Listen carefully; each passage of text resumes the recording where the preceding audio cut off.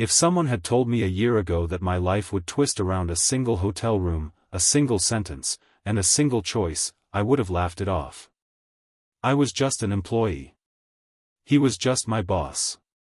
There were rules, boundaries, and common sense in place. Or at least, that's what I thought. But life is strange. And lines get blurry when nobody is watching. It started with a business trip. 3 days. New city. Big presentation. Big clients. Big expectations. My boss, Mr. Daniel Carter, was known in the company as a genius and a nightmare in the same body. Tall. Calm. Always dressed impeccably. His voice soft, but somehow commanding like thunder in the distance. Women admired him quietly. Men respected him openly. And I just stayed professional. Or tried to. I was his assistant. Hardworking. Invisible. Efficient. That was my goal, to remain background. The kind of employee you need but never think about. I liked that safety. Until that evening. The conference was scheduled 2 weeks earlier, but the booking was messed up, not by me, and when we arrived at the hotel, the receptionist gave us a nervous smile. "I'm really sorry, sir," she said, checking the system again, "but due to an internal error and a wedding party arriving late, we only have 1 room left." I thought I misheard. 1 room? Mr. Carter repeated calmly. "Yes, sir. A deluxe suite. King-sized bed. Everything included." I immediately said, "That's fine, I can find another hotel nearby." But the receptionist shook her head. "This is the only available hotel within a 30-mile radius for tonight. There is a major event in the city. Everything is booked." Silence fell between us. I was getting uncomfortable already. Then he looked at me. Not as a boss. Not as a manager. Just, as a man. Then he said it. The sentence that changed everything. "Only 1 room left? We're both adults, right?" The receptionist looked down, pretending she didn't hear. The lobby suddenly felt too quiet. I swallowed. My heart was racing, but I forced a small, professional smile. "I won't tell anyone." The words came out of my mouth before my brain could stop them. I don't even know why I said that. Maybe nerves. Maybe pressure. Maybe curiosity. Maybe something I had buried too deep to admit. He studied my face for a long moment. Something unreadable passed through his expression. "Fine," he said to the receptionist. "We'll take the room." Walking to the elevator felt like walking to an unknown verdict. Not romantic. Not fearless. But intense. The suite was larger than my apartment. Soft lights. Clean white bed. A wide window showing the glowing city below. A couch by the wall. A desk with a lamp. And 1 bed. 1. The silence was heavy. Thick. Almost visible. "I'll take the couch," I said immediately, putting my bag down by it. "No," he replied calmly. "You'll take the bed." I froze. "Sir. You have a presentation tomorrow too. You need rest." "I can sleep anywhere." "And you don't need rest?" I asked without thinking. A faint smile appeared on his lips for the first time since I had known him. "I don't sleep much anyway." He removed his jacket and placed it on the chair, rolling his sleeves slightly. The sight was simple, but my pulse betrayed me. I turned away, suddenly feeling too warm in the cool room. "I'm going to freshen up," I said, and walked into the bathroom. I stared at myself in the mirror. "What are you doing?" I asked myself. This wasn't normal. This wasn't safe. This wasn't professional. Yet there was no threat. No power game. No creepy vibe. Just two adults in a situation that felt unreal. When I came out, he was sitting at the edge of the bed, staring at his phone. Not too close. Not too far. Respectful distance. "Are you okay?" he asked, without looking up. "Yes," I lied. "I won't touch you. I promise," he said calmly. "Tonight is just complicated." I nodded. So was my heart. That night, I lay on the bed, staring at the ceiling, hearing every movement he made on the couch. The rustle of fabric. The slow rhythm of his breathing. And then the soft voice in the darkness. "You surprised me today." "With what?" "With your answer." My throat tightened. "It surprised me too." A pause. "Do you regret it?" he asked. I thought for a long moment. "No," I replied. That single word felt like the first step into fire. The next morning, we didn't talk about it. We acted normal. Too normal. But something had shifted, and we both could feel it. The presentation was a success. The clients were impressed. My boss was congratulated by everyone. And me? I was distracted. Because every time our eyes met, there was a silent understanding. A secret nobody would ever know. Or so I thought. But secrets don't stay quiet forever. And that hotel room was only the beginning. The problem with secrets is not keeping them. The real problem is how they start to change you. After that night, everything in the office felt exactly the same. And completely different. Mr. Carter was still my boss. I was still his assistant. Meetings, emails, deadlines, files, phone calls. But something invisible had woven itself between us. He watched me more, not in a creepy way. More like concern. I listened harder, not because I had to, but because I wanted to understand every pause in his voice, every shift in his mood. And the worst part? We never talked about the room. Weeks passed. Then months. Until one late evening changed everything again. We were still at the office at 9:47 p.m. The building was almost empty. The floor silent. Only the cleaning staff moving far away like ghosts in the hallway. I was organizing tomorrow's schedule when his voice broke the silence. "You're still here." "You're still here too," I replied without looking up. "I'm staying because I have to," he said. "You don't." "I want to make sure everything is perfect for the morning." "For me?" "For the clients." He looked at me over the rim of his glasses. "Stop lying to me," he said quietly. I looked up slowly. Our eyes locked. "What do you want me to say?"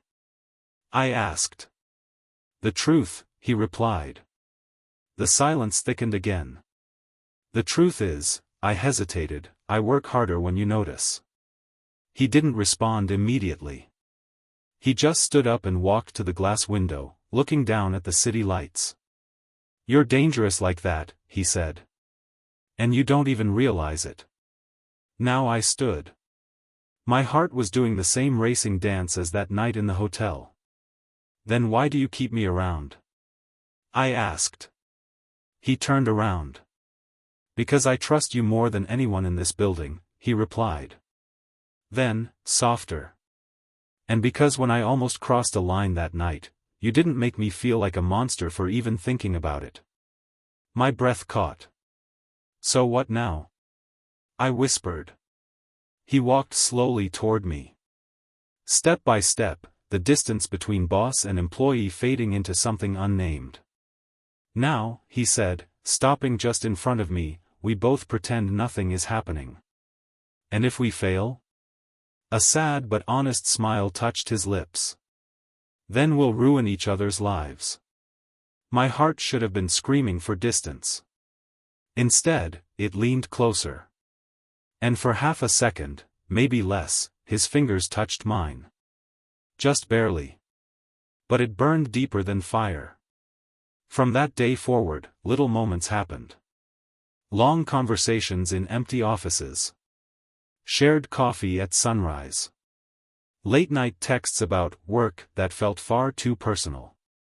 Yet we never crossed the line again. That made it worse. Because the tension was becoming unbearable. He was fighting it. And I was tired of pretending I wasn't drowning in it. Until the day the company announced a new rule. No employee can be directly supervised by someone they have a personal relationship with. Rumors were spreading already. Someone had seen us too close in the elevator. Someone had noticed the late hours. Someone had talked. He called me into his office. This time, he locked the door. If they find out anything, even a rumor, he said quietly, they'll fire you. And I'll lose my career forever. I never told anyone, I said. I know, he replied. But feelings have their own voices. There was pain in his eyes. Real, raw, unmasked. I'm going to request your transfer to another department, he said. Different floor. Different supervisor. My heart dropped. So that's it? I asked. That's protection, he answered. No, I said, my voice shaking, that's distance. I am trying to do the right thing here. And what if the right thing is the thing that breaks me? His face tightened. You think this isn't breaking me too? He whispered. Then suddenly the power balance vanished. No boss. No employee. Just two people about to fall off a cliff. You said that night you wouldn't tell anyone, he said. I meant it. But you never said you wouldn't feel anything. And then, quietly, as if the words terrified him. Do you? I didn't answer with words. I stepped closer. The space between us disappeared. And for the first time, he didn't step away. That kiss shouldn't have happened. But it did. And it felt inevitable, not accidental. A soul recognizing a soul. A storm meeting fire. Pulling back, he rested his forehead against mine. This is the point of no return, he said. I passed that the moment I said I wouldn't tell anyone. A rough breath escaped him. Then we need to decide, he said, if this secret destroys us, or binds us. But neither of us knew. Someone had been standing outside the door. Listening. And tomorrow. Everything was going to explode. The next morning felt unreal. The world outside the office windows was still moving. Cars drove by. People laughed, ordered coffee, complained about traffic. Life continued, completely unaware that inside this building, on the 14th floor, two people were standing on the edge of destruction.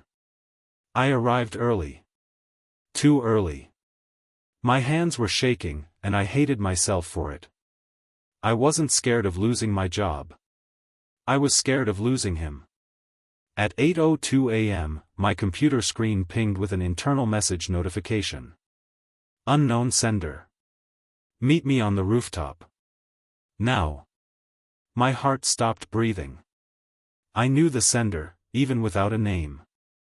The wind was cold up there. Not freezing. Just sharp enough to cut through my thoughts. He stood near the edge, hands in his pockets, staring at the city as if he could disappear into it. You shouldn't have come, he said without turning around. You asked me to, I replied. No, he whispered. I warned you. Then he turned. And I felt something I had never seen in my strong, confident boss before. Fear. We were seen, he said. The world tilted slightly. By who? I asked. James. IT department. My chest tightened. He stayed late last night, he continued. He heard the conversation. The part about feelings. And then.